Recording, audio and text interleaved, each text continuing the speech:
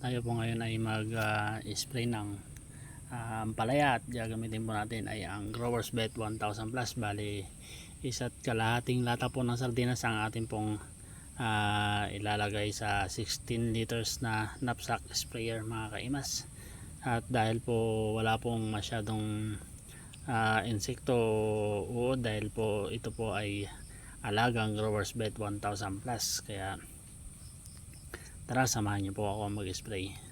At ang bali po ang pag-spray po ng Growers Bet ay mula puno hanggang sa dulo po ng talbos ng ating pong mga tanim, para po yung mga punggos sa puno o sa lupa ay ating pong maalis o kung meron man.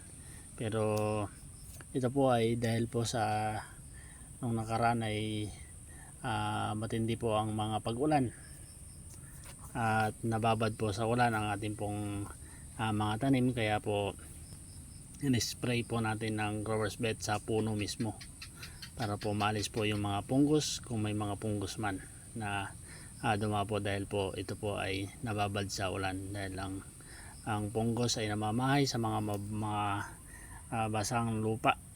Ayan, kaya po akin pong in-spray kaagad nung matapos po yung matinding mga pag-ulan. At ayan naman po ang resulta.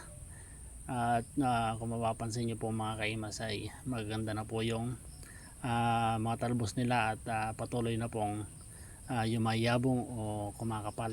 Dumadami na rin po ang mga bulaklak at kanyang mga bunga. Ayan, napakaganda na po ng ating pong mga ampalaya. Bali, ang Growers Bet 1000 Plus po mga kaimas ay odorless at saka safe na safe po itong gamitin. Kung mapapansin nyo po, ako po ay nag-i-spray nang wala pong face mask o pangtakip po sa mukha, dahil ito pong Growers Bet 1000 Plus ay hindi naman po nakaka-apekto sa tao, at ibagamat ito po ay chemical free, kaya po safe na safe po sa ating pong kalusugan. Yan.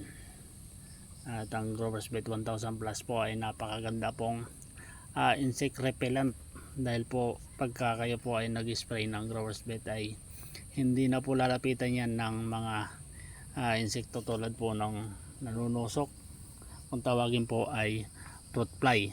Ayan. Mula po nung gumamit po tayo ng Growers Bet 1000 Plus ay hindi na po tayo nagkaroon ng problema tungkol po sa pagkabulok ng ating pong mga ampalaya, dahil siguro po ay takot ang Growers Bet 1000 Plus, natatakot niya o natataboy niya ang lahat ng mga insekto, tulad niya po ng aking pong nabanggit na fruit fly. Yan.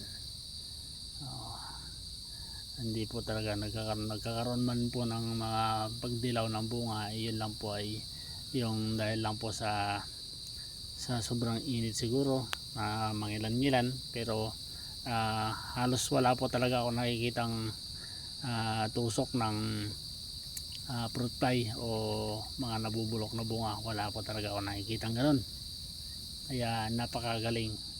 Highly recommended po talaga ang Growers Bet 1000 Plus. Wala na po kayong hahanapin pa, dahil ito po ay nasa kanya na pong lahat. Insecticide, fungicide, ayan, hindi na po kayo bibili nun. Insect repellent, at pwede na po natin pang post harvest. Ayan. Kung mapapansin nyo naman po mga kaimas, ay talaga pong alagang Growers Bet 1000 Plus yan ang lahat po ng aking pong mga tanim. Ayan, maraming salamat po. Kung maaari lamang po ay paki-like, follow and share, at